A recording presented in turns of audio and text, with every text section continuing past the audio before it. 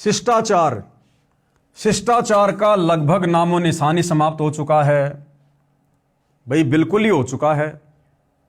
आज अगर इस संसार में कोई शास्त्र अनुकूल सत भक्ति कर रहा है तो सतगुरु रामपाल जी के भगत हैं। और शास्त्र अनुकूल सत भक्ति के अलावा आप जो भी भक्ति करते हैं, किसी भी धर्म में हैं, आपके अंदर शिष्टाचार नहीं आ सकता।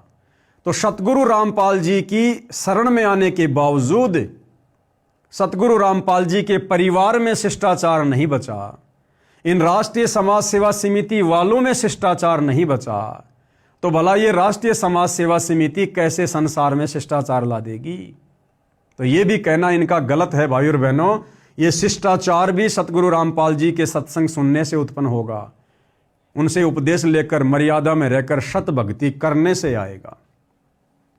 उदाहरण, जब कोई व्यक्ति कार्यालय में किसी कार्यवश जाता है, एक 25-30 वर्षीय अधिकारी या कर्मचारी 50 व 60 वर्षीय वृद्ध के साथ ऐसा व्यवहार करता है जैसे द्वार पर खड़े कुत्ते से किया जाता है। यह अभद्र हथियार अंग्रेज प्रयोग किया करते थे, वही हथियार भारत की स्वतंत्रता के 68 वर्ष बाद तक चल रहा है। यह शिष्टाचार नहीं है, यह अभद्राचार है, इसे बंद किया जाए। भाइयों और बहनों, ये राष्ट्रीय समाज सेवा समिति वाले भला दुनिया को क्या शिष्टाचार समझाएंगे? इन राष्ट्रीय समाज सेवा समिति वालों ने वर्तमान में हरियाणा के गांवों में जा जाकर संत रामपाल जी के मान सम्मान में कार्य रखवा कर संत रामपाल जी के उन कार्यक्रमों में, उन सत्संगों में लड़कियां नचवाना शुरू कर दिया। दुनिया भर के गवैयों से दुनिया भर के नाच गाने शुरू करवा दिए। और तो और भाइयों और बहनों, ये दुनिया को क्या शिष्टाचार समझाएंगे? इन कार्यक्रमों में जाने वाली बेचारी आम संगत नीचे जमीन पर बैठती है और सतगुरु रामपाल जी का परिवार और उस परिवार के संपर्क में जितने भी उनके रिश्तेदार हैं, वो सब कीमती सोफों के ऊपर बैठते हैं, सोफे के ऊपर बैठते हैं।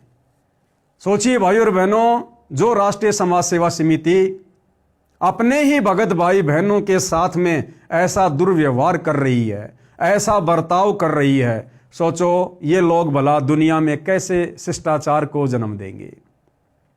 जो अपने पंथ में शास्त्र अनुकूल सत भक्ति करने वाले अपने ही गुरु भाई बहनों के साथ में भेदभाव कर रहे हैं, आम संगत को नीचे बैठाया जा रहा है, और संत रामपाल जी का परिवार और उनके रिश्तेदार महंगे महंगे सोफे के ऊपर बैठते हैं।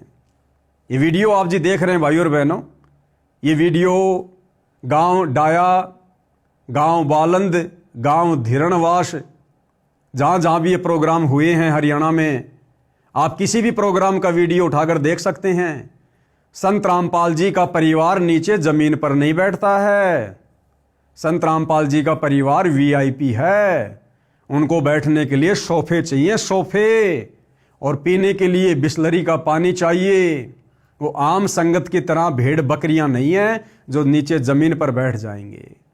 तो ये भेदभाव सतगुरु रामपाल जी का परिवार सतगुरु रामपाल जी की संगत के साथ कर रहा है, तो भला दुनिया में क्या शिष्टाचार फैलाएंगे ये लोग?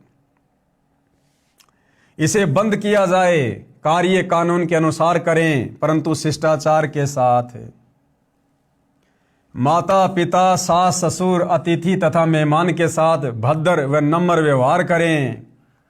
अरे भाई, जब तुम अपने ही गुरु भाई बहनों को लठ मारते हो, लात घूंसों से पीटते हो, उनके ऊपर झूठे मुकदमे लगाते हो, जेल करवाते हो, तुम भला दुनिया को जो ये शिष्टाचार का पाठ पढ़ा रहे हो, तुम्हारे इन वचनों का दुनिया पर कैसे असर होगा? सास भूल जाती है कि कभी वह भी बहू थी, इस कारण से विवाद बनता है। बहू को समझना चाहिए, जैसे आप अपनी जन्म देने वाली माता का सत्कार करती हैं, उसी प्रकार सासू माँ का सत्कार करें। जन्मदात्री माँ तो केवल 18 वर्ष तक साथी थी, अब सासू माँ के साथ लंबा जीवन जीना है। इसे नरक ना बनाएं। अधिक समाधान के लिए पढ़ें पुस्तक ज्ञान गंगा। आगे, नशा, शराब, तमाकू, गांजा, भूकी, भांग, अफीम तथा अन्य नशीली वस्तुओं से मुक्ति दिलाना, ये इस राष्ट्रीय समाज सेवा समिति का मकसद है कि हम समाज को नशे से, तमाकू से, शराब से मुक्ति दिलाएंगे। जबकि भाइयों और बहनों, यही राष्ट्रीय समाज सेवा समिति वाले नशा करने वालों के समर्थन में है, तमाकू हुक्का पीने वालों के समर्थन में है। आप सबको अच्छे से पता होगा, इन सतलोक आश्रम वालों ने इन खाप पंचायतों के साथ मिलकर संत रामपाल जी के मान सम्मान में जो पहला पाखंड किया था वो महम चौबीसी के चबूतरे पर किया था। और हम साथ संगति वाले भाई बहनों ने एक वीडियो बनाया था कि भाई जो ग्रामीण लोग, जो पंचायतों के प्रधान, मुखिया, सरपंच जिन्होंने सतगुरु रामपाल जी से उपदेश भी नहीं लिया है, जो लोग सुबह उठते सबसे पहले तम्बाकू पीते हैं, नशा करते हैं, ऐसे लोग सतगुरु रामपाल जी के मान सम्मान के कार्यक्रम में आने के अधिकारी नहीं हैं। ऐसे लोग सतगुरु रामपाल जी की प्रतिमा को हाथ लगाने के अधिकारी नहीं हैं। उसके बाद सतगुरु रामपाल जी के दिशा निर्देशन में काफिर के अंग में उन्होंने जो सत्संग सुनाया है कि हुक्का पीना भी ढेड आदमियों का काम है, नीचों का काम है। तो दास ने वीडियो बनाया। इन सतलोक आश्रम वालों ने उन खाप पंचायत वाले लोगों को बुलाया, एक प्रेस कॉन्फ्रेंस की और खाप पंचायत वाले लोगों से कहा कि आप इस पवन दास के ऊपर मुकदमा करो, ये हुक्का पीने वालों को ढेड कह रहा है। अरे मैं नहीं कह रहा, सतगुरु रामपाल जी कह रहे हैं। एक बार सुना देता हूं भाई और बहनों, सुन लीजिए। काफिर गुता हते सलाई, काफिर हुक्का पीवे अन्यायी। अपने आत्मा सबसे बड़ा दोष, वैसे तो सारे ही अपराध हैं, जैसे मांस खाना, शराब पीना है, ये और बताए हैं भाई, प्रनारी को तकना, कन्या को मारना, ये भी ढेड आदमी के काम होते हैं। लेकिन हुक्का पीना भी ढेडों का काम बता रखा है। लेकिन हुक्का पीना भी ढेडों का काम बता रखा है। लेकिन हुक्का पीना भी ढेडों का काम बता रखा है। अब हमारे समाज में हुक्का इतना समा गया, यह बात स्वाति को ना कि हुक्का पीना ना भी नो कह भाई ये भी निकम्मे है, हुक्का नहीं पीना चाहिए, बिल्कुल भूल के भी टच नहीं करना चाहिए, सबसे महापाप बता इसका। तो सुना भाई और बहनों, आपने परम पूज्य सतगुरु रामपाल जी ने तम्बाकू सेवन करने वालों को, हुक्का पीने वालों को ढेड आदमी की संज्ञा दी है।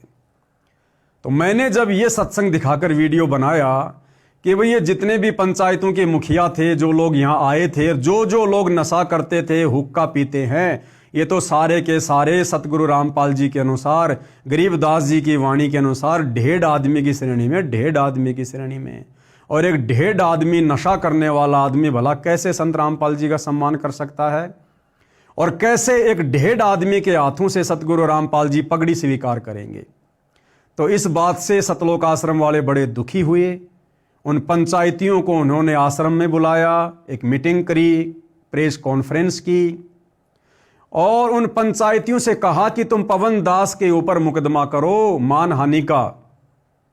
और वो गांव वाले, वो पंचायत वाले, वो मुखिया, वो सरपंच, वो प्रधान इन सतलोक आश्रम वालों के साथ बैठकर, जो आप जी स्क्रीन में देख रहे हैं, कह रहे हैं कि हम पवन दास को 1 सप्ताह का टाइम देते हैं, या तो वो माफी मांग ले जो उसने हुक्का पीने वालों को ढेड कहा है, या फिर उसके ऊपर मुकदमा करेंगे।